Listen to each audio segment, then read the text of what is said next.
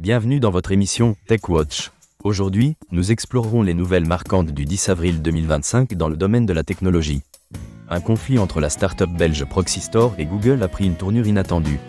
Proxystore a obtenu la saisie de 76 millions d'euros de Google en Irlande, suite à un litige de propriété intellectuelle.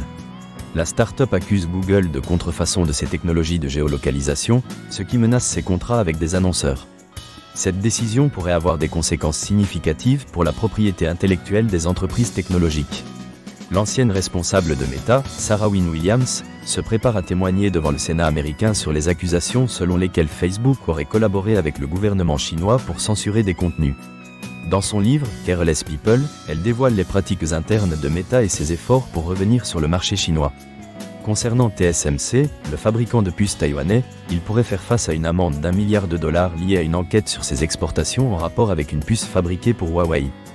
Bien que TSMC ait arrêté de fournir Huawei depuis 2020, cette situation soulève des questions sur la conformité des entreprises technologiques avec les réglementations en vigueur.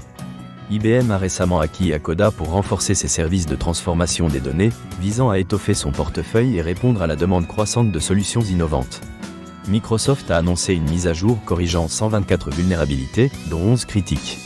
Une faille Zero Day, nommée CVE 2025-29824, est particulièrement préoccupante car elle est actuellement exploitée par des cybercriminels.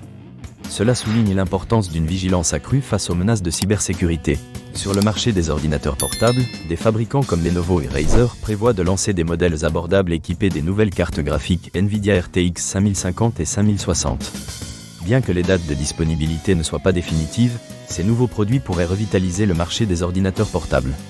Lors d'un événement à Paris, Amazon Web Services a renouvelé son engagement envers les entreprises françaises pour leurs projets d'intelligence artificielle générative, notamment à travers sa collaboration avec Mistral. Cegid a nommé Hervé Solus à la tête de sa division entreprise pour développer des outils de ressources humaines et financiers intégrant l'intelligence artificielle, répondant ainsi aux besoins croissants des entreprises. Le modèle DeepSeek, développé en Chine, suscite des inquiétudes quant à son utilisation potentielle pour influencer l'opinion publique. Des experts craignent qu'il ne soit utilisé pour propager des messages favorables au gouvernement chinois.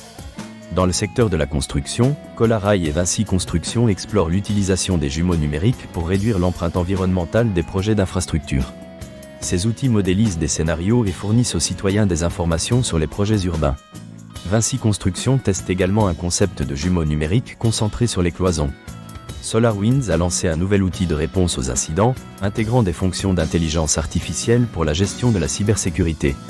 Par ailleurs, Sequoia.io annonce une levée de fonds de 26 millions d'euros pour développer sa plateforme d'intelligence artificielle en tant que service de sécurité opérationnelle.